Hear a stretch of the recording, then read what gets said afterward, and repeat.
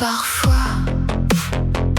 de cette petite fille que j'étais autrefois, qui rêvait de cette vie.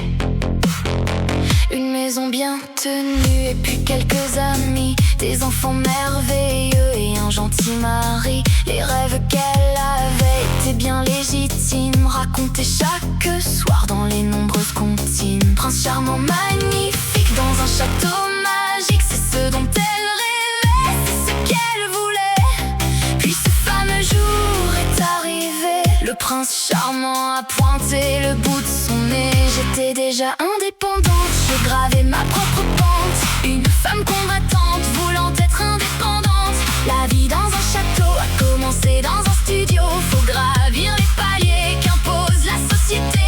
Et à force de courage et de l'obstination, nous avions un statut, une bonne situation. Mais l'idylle du début que nous avions vécu perdait de sa saveur, perdait de sa fraîcheur. Ce gentil prince charmant pris de mauvais passe-temps, nous étions finalement peut-être un peu différents. Puis vient l'heure des enfants, une demande des parents. Un peu jeune, innocent, nous nous sentions vaillants. Il rallumera la flamme qui tend à s'essouffler, c'est une triste prédiction qui n'a jamais marché. Et puis voilà l'enfant, cet enfant désiré, la petite fille que j'étais vient d'être couronnée. Une couronne de maman, portée à tout jamais. Une couronne de maman, dont on n'est jamais prêt. Ma vie ne m'appartient plus, mais elle t'est dévouée. À cet enfant venu, je vais tout lui donner.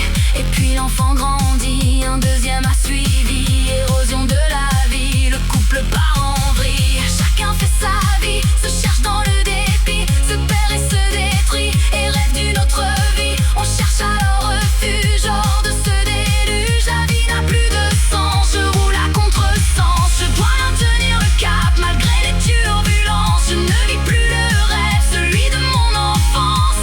Je me recentre alors sur moi, je mets en place de nouveaux choix. Je regarde les cicatrices de cette existence, je tente de les regarder avec bienveillance. Je cherche la douceur dans chaque moment, je cherche à voir la vie différemment.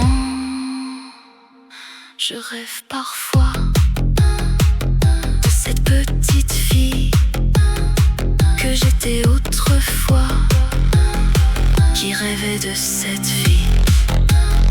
J'aimerais la rencontrer, j'aimerais lui parler, lui dire que les contes de fées sont des œuvres formatées, qu'avant de trouver le prince charmant, le plus important, c'est de se trouver soi-même finalement.